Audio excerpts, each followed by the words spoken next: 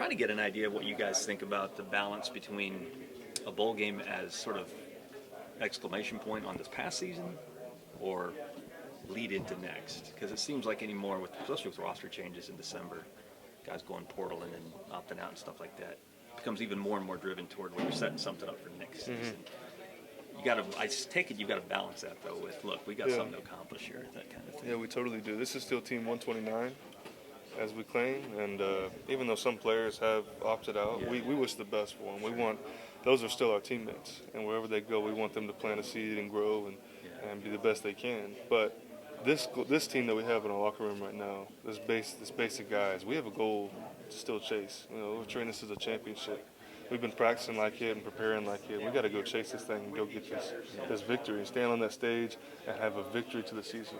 And it's not just all right, let's finish it out and move on. It's let's win this championship and let's build momentum going into the next one. It's another level rather than just a win. I even wondered about your practice, if there were, again, with depth chart changes and roster changes, if that felt even more like a spring than December. Yeah, it's given even younger guys, it's telling them to grow up and to learn the game faster and give an opportunity. Guys that may have played some throughout the season due to injuries or whatever are now getting the shot to jump in there at this game and show and improve something to themselves and to the team.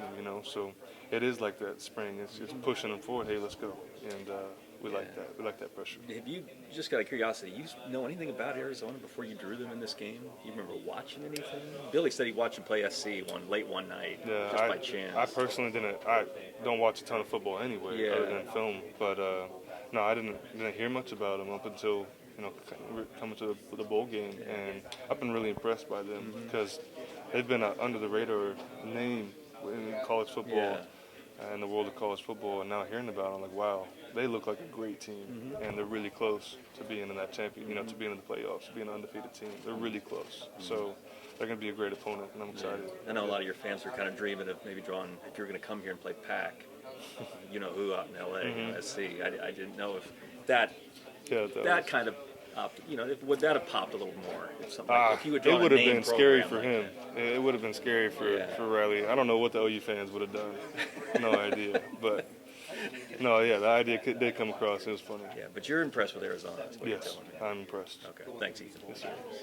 Sorry if I've been asked this, but defensively feels like everybody coming back next year. What does that do, this bowl practice stretch, which is so key for development, but not just of the younger guys, but this defense as a whole having 15 practices to kind of launch you into the spring? Yeah, another 3 weeks of development, preparation to get a victory at the end of the season. That's what we're shooting for, treating this like a championship. We've got a big goal to attain. And it's coming together, to buying together. And, we wish guys who have opted out or wherever they've gone, we wish them the best. They're still part of Team 129. But the guys that we have now, using it as like a springboard to jump forward, we're really excited about this game, to prove our skills at the end of the season, how much we've grown just in the season. And this last three weeks of work, putting our best product out there. Got a ton of young guys still in your defensive end room. How much are you looking forward to not just your continued growth as a leader, but seeing those guys be able to continue to fire in? Absolutely. We got 2 senior DNs that just came from high school that are practicing right now. It's 17, 18 years old. And if that was me, I would not have been emotionally prepared for all of it, for the speed of it, for the craziness, and for all the characters that come with the locker room. Small town, countryside kid, I would have been blown away. But now being in a position of knowing what that felt like as a senior in high school, I can use my role to prepare those guys up. And that's an amazing opportunity. Teach them ball, to pull them up to speed, but also to calm them down and just show them the simple things, and to make it all smaller than it is. So those new guys, the freshmen that just signed, any of those guys stick out? Well, all the transfers that have come in, or all the new guys that have come in, really talented group. I mean, they're all been practicing really hard, and they're really disciplined, coming from their previous schools. All of them have stuck out. They've done a great job. Did you catch any of their games? Oh, I caught some. I mean, I'm still I play in the Pac-12, so I was watching Pac-12 after dark, and those games are always on. So watched a little bit of them. They had a really good game against Utah. Yeah. I saw that they beat them pretty good. I mean, they have a 6-game win streak right now. and it's they're playing really good football. So it's going to be a good show for the fans and a good test for us and good competition come Thursday. So. I wonder if some fans back home might this game had popped a little bit more if it was like SC, or Right. Washington, Oregon, a pack a little more new, a little more traditional. But for you, with a bit deeper understanding of more teams in that league. Right. Yeah. I mean, I guess from a media perspective, I guess you said there's not as much pop or anything, but I mean, from my perspective, I look at the quality of the team, and the quality of the team that we're playing is very good. So it's not going to be, I think people need to understand that this Arizona team could very well have been. I mean, I could say could very well have been an undefeated or been a playoff team. Really, sure.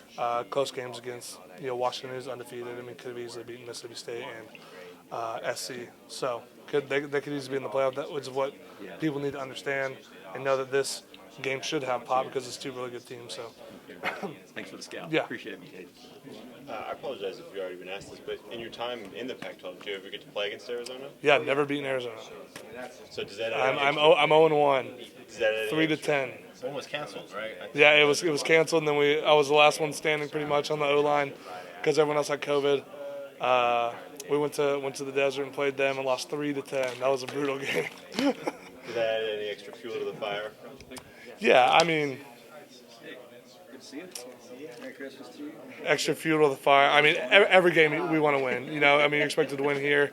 I'm pretty much dispatched from my ties in California and my rivalries or whatever that I had there. But yeah, I mean, it'd be good to beat those guys. But no, like I said, it's a good team. It's gonna be a good game. So.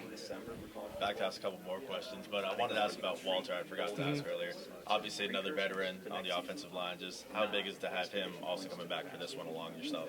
Yeah, no, it's really good to have another vet who's played a ton of games. He's played, I think, started 46 games. I think he said, which is going to be crucial.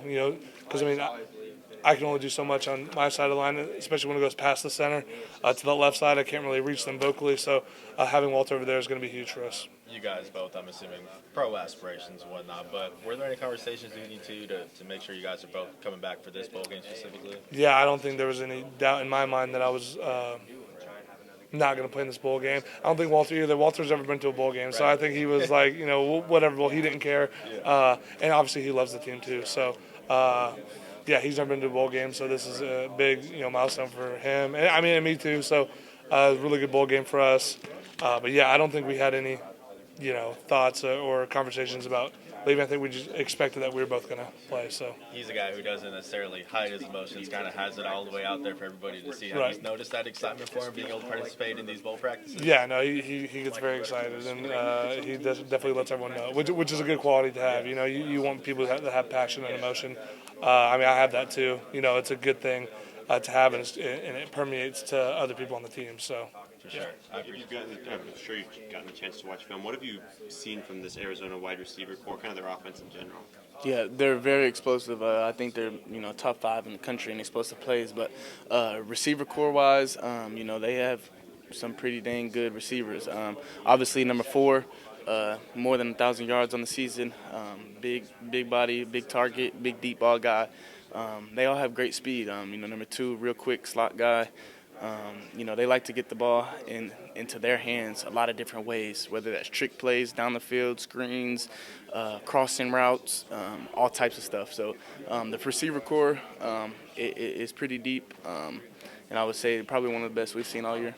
So would you say that their offensive system, kind of the style they run, is that similar to any offenses that y'all saw this year in conference or even out of conference, or is it kind of different than anything you've seen this season?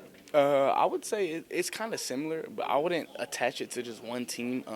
They have some sprinkles of, multiple people we played. They have some sprinkles of some of the things that Texas did. Obviously they'll probably, throw in some of the stuff that we struggle with throughout the season, especially in our 2 losses to Kansas and Oklahoma State. But I wouldn't say they're very similar to just one specific team, but they definitely have some things here and there that match up with teams we played this season.